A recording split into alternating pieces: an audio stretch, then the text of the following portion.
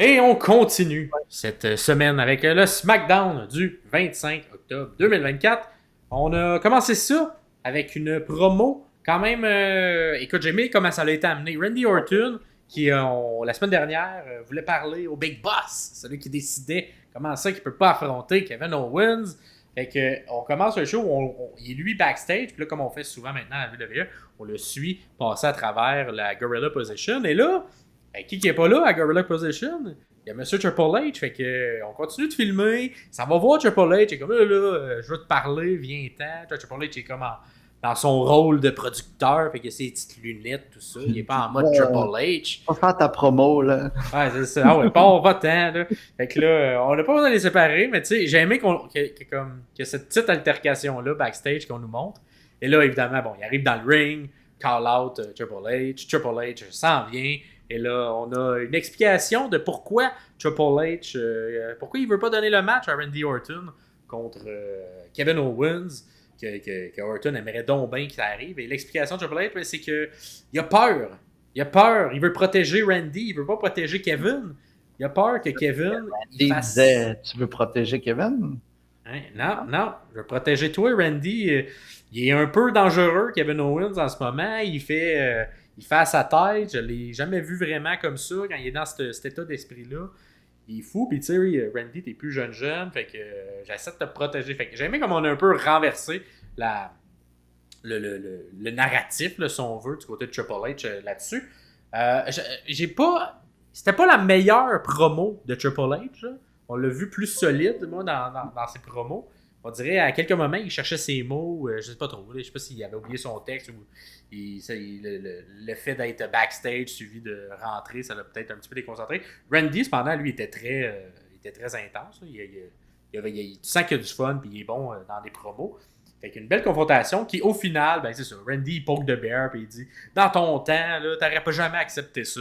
Puis on rappelle un peu leur rivalité entre les deux. Oui, la rivalité de 2009 que tu avais que j'ai déjà analysé ou que t'es venu chez nous péter à la gueule. Ça, je veux pas le CEO, je veux le gars qui est venu me casser la gueule chez nous. Ouais.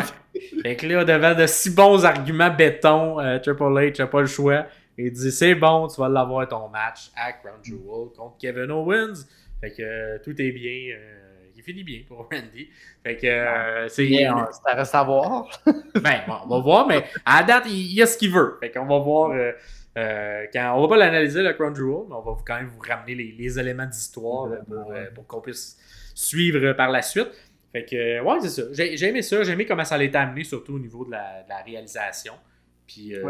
Bien aimé ça aussi. J'ai bien aimé pour une première fois, tu sais, qu'on rappelle le fait que Randy Orton n'est pas jeune. Non. Je pense que c'est la première fois qu'on va dans cette optique-là. Tu sais, Randy Orton a toujours l'air jeune, fringant, encore dans son prime. Mais là, Triple H, il rappelle, écoute, c'est pas une petite blessure que tu as eue. Tu t'es quand même fait visser le dos, puis tu as été out pendant 1 an et demi. Donc, c'est pour ça que j'ai peur pour toi. Mais si c'est ça que tu veux, si c'est ça que vous autres vous voulez en pointant à la foule, you're on. Vous allez avoir le match. Donc, non, belle réalité. C'est un match qui risque d'être intéressant pour Crown Jewel. Ça reste à voir. Ensuite, on a enchaîné ça avec le match 7. Et là, évidemment, on est dans les séries éliminatoires du baseball du côté des États-Unis. Fait que on n'utilise jamais le terme Game 7 en lutte, mais là, on l'a utilisé. Game 7, on disait vraiment comme si c'était un terme de sport. C'est entre Andrade et Carmelo Hayes, leur 7e match, leur 7e affrontement. Et cette fois-ci, on aura une arbitre, entre guillemets, impartiale. On va voir que c'est pas tant que ça, l'impartialité du côté d'LA Knight qui vient faire. Mais le look d'LA Knight était quand même intéressant, cependant. Son petit jacket d'arbitre, puis sa grosse ceinture et tout. Il a commencé à arbitrer avec la ceinture, littéralement. J'étais comme, il va-tu la garder tout le long? C'est bien niaiseux. Mais ouais, c'était quand même sympathique. Le match en tant que tel, bon, évidemment, on en a vu déjà 6 matchs entre les deux. Fait que c'est très en haute voltige, c'est très bien fait, des sauts vers l'extérieur. Cependant, à tous les moments, tu sens que LA Knight il est comme dans le chemin. il est tout le temps dans le chemin de un ou l'autre. Là, il n'est pas plus un que l'autre. Mais à des moments, il est dans le chemin d'Andrade, à des moments, il est dans le chemin de Carmelo Hayes. Puis là, il a dit tasse-toi. Il y a même un moment, un beau. Suite à, ils ont fait un espèce de super beau Spanish Fly, là, d'ailleurs, les deux ensemble en springboard sur la corde. Puis là, lorsque vient le temps de sauter, si on veut, par-dessus LA Knight pour sortir vers l'extérieur, tout ça. Là, le truc s'en va à l'extérieur. Finalement, on frappe LA Knight un peu par inadvertance, les deux. Et là, LA Knight, il pète sa coche, puis il décide que c'en est terminé de vous autres. Je vous casse la gueule aux deux. Fait son finisher, ces deux. Et il n'y en aura pas de gagnant. Ding, ding, ding. Ça va sonner la cloche lui-même. Puis le gagnant du match 7, c'est moi, LA Knight. Écoute, un personnage tweener, gentil. Tu sais, il est plus tweener gentil, mais il est tellement... Tu sais, des fois, il y en a qui sont meilleurs pour avoir une ceinture, pour être champion, puis il y en a qui sont meilleurs pour courir après une ceinture. LA Knight, il est solide comme champion. Là. J'aime vraiment l'aura qu'il a avec une ceinture. Là. Il a une confiance, son ego transparaît, il est super bon. Puis le fait qu'il fasse c'est moi qui le gagne le match 7, j'ai vraiment aimé ça aussi, c'était intéressant. J'ai aimé ça. Parce que le match en tant que tel, on s'entend dans cette série-là, ça a été le moins bon. Ben, ça dure pas très longtemps. Là, c'est ça, c'est que ça a été plus tourné autour genre d'LA Knight. Ouais. Tu vois clairement qu'il y a un angle qui se build avec lui, là, tu sais. Ouais. Fait que, écoute, c'est une rivalité qui va continuer à 3, d'après moi. Fait que, puis justement, un peu plus tard dans le match, on annonce qu'il y aura un triple menace à Crown Jewel entre les trois protagonistes de cette histoire. Et LA, justement, je pense que tu as bien aimé le fait. Il dit, c'est ça, Nick Aldis, il dit, hein, tu as voulu faire ça, ben écoute, tu vas défendre contre les deux. C'est exact. Tout. Puis là, ben, la foule, elle le trouve cool pareil parce que avec la belt, il fait LA Knight, yeah! Fait que la foule, elle continue de l'aimer. Fait que il est très over, très, très, très over, LA Knight. Et avec moi, c'est la première fois que je remarque, t'as-tu remarqué la strap de la US Belt? Ils ont comme mis des petits LA un peu partout. D'habitude, c'est juste les plates, mais là, c'est la ceinture en tant que telle qu'ils ont mis à l'effigie du champion. C'est la première fois que c'est essayé. Puis là, ben, je trouve que ça fit avec le personnage, littéralement. Et souvent, quand on fait des trucs custom, c'est pour dire que c'est des longs règnes. Fait qu'on va voir si ça sera le cas. Mais moi, je trouve que c'est un règne qui est très bon, qui est très bien amené. Puis que je pense que c'est son premier match qu'il va avoir en PLE. Je pense que les autres défenses se sont fait à la semaine, à moins que je me trompe. Fait que pour quelqu'un qui n'a pas nécessairement eu le gros spotlight sur lui, comme d'autres rivalités, mettons, il s'en sort très bien. Puis l'aura de champion, il est très fort. Fait que les gens qui chiolaient, mettons, il y a 1 an et demi, il aurait dû gagner le Rumble, il aurait dû gagner ci, gagner ça. Il vous donne raison, LA Knight, parce qu'il est excellent comme champion. Fait qu'on aurait peut-être dû peser sur la gâchette plus rapidement dans son cas. Ensuite, on a eu une promo dans le ring entre Gunther, qui est venu... il est très bon, Gunther, hein, pour jouer le genre de méchant méta là, qui utilise les trucs...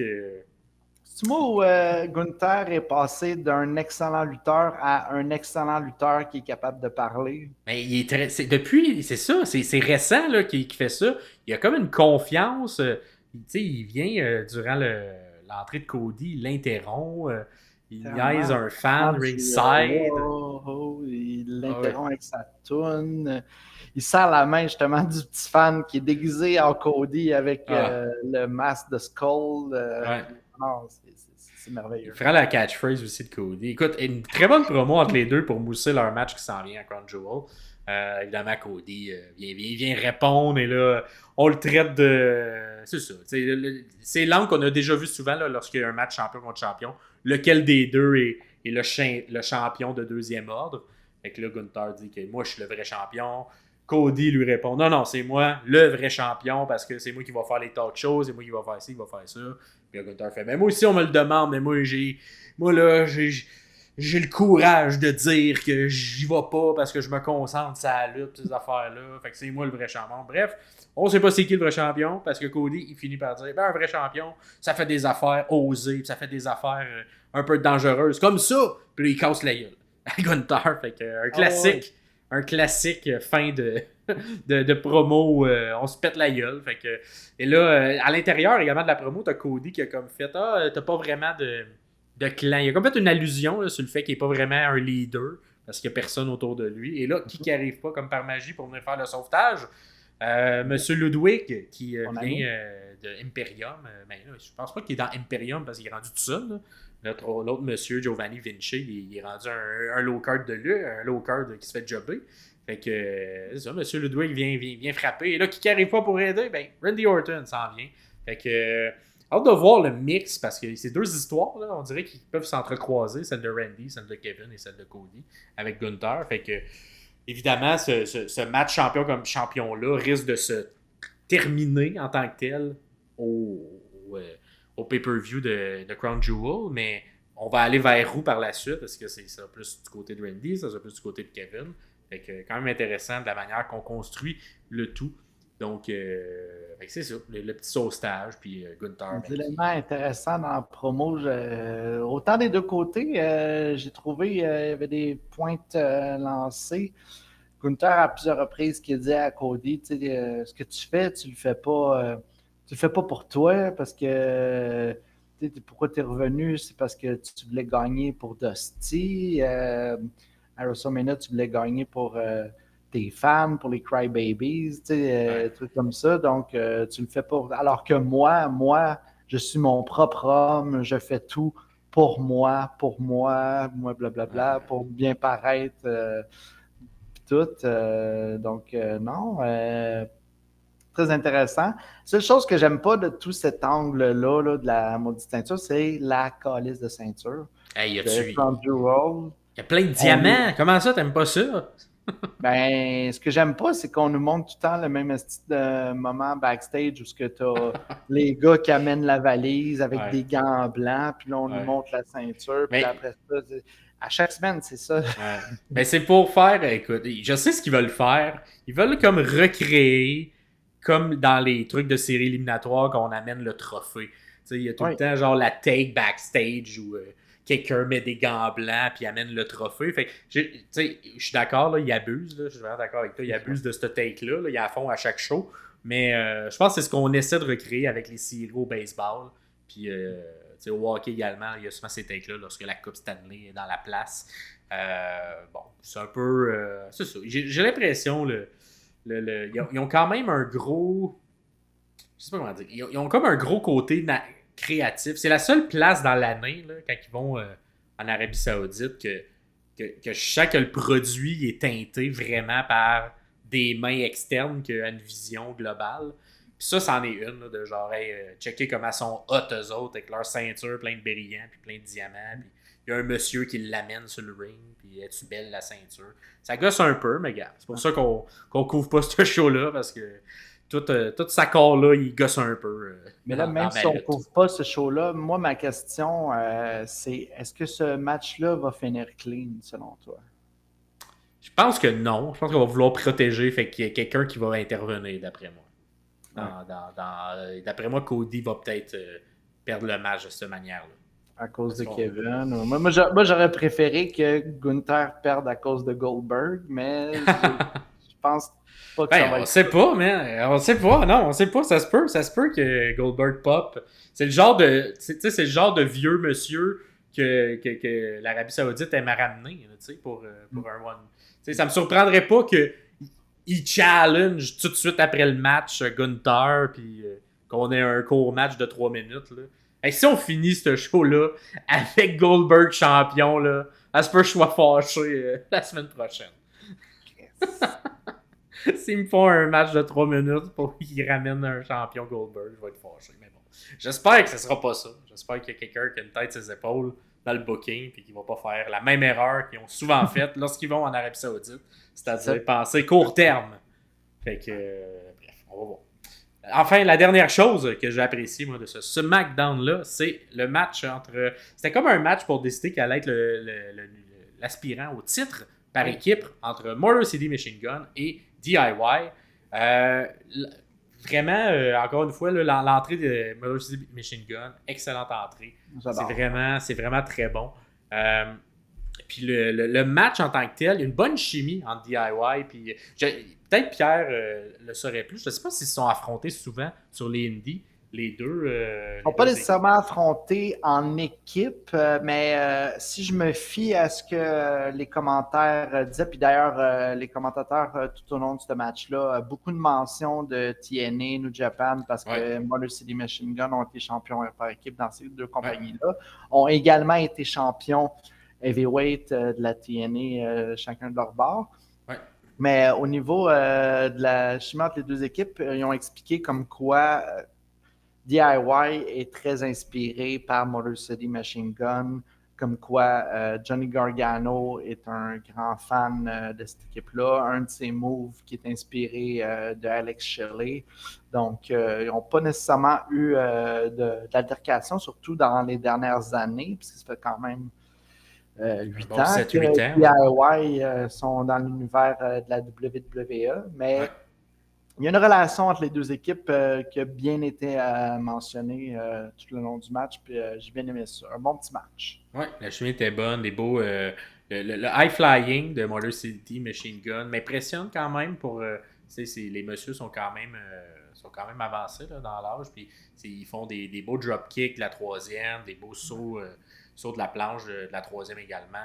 Leurs mouvements par équipe sont... Tu sens qu'ils les font souvent, là, ils sont rodés, puis ils atterrissent tout le temps au bon endroit, puis c'est super bien fait. Puis finalement,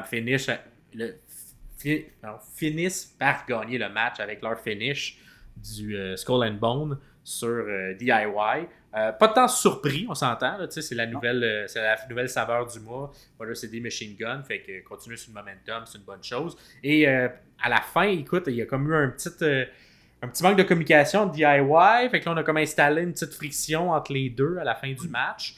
Est-ce qu'on va aller nous re-raconter l'histoire qu'on a déjà racontée à NXT, mais qu'on n'a pas vraiment raconté encore en haut?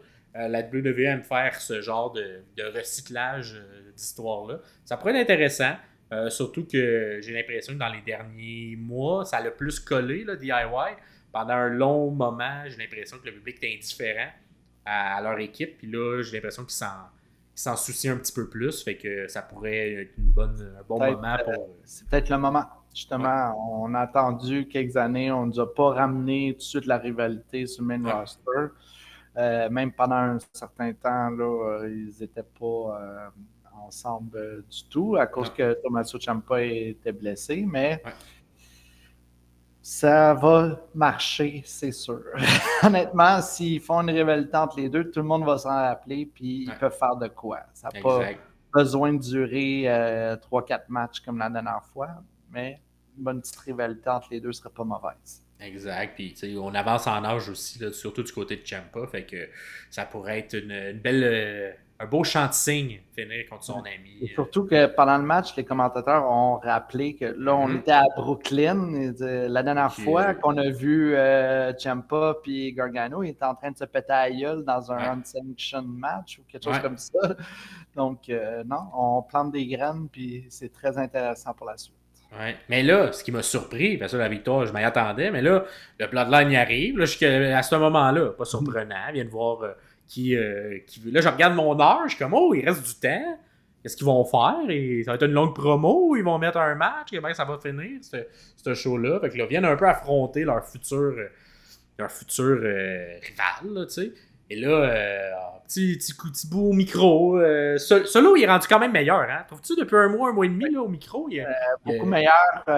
Il a pris de la confiance. Vraiment? C'est normal que ça prenne du temps parce qu'il est quand même dans un rôle qui n'est pas facile. Non.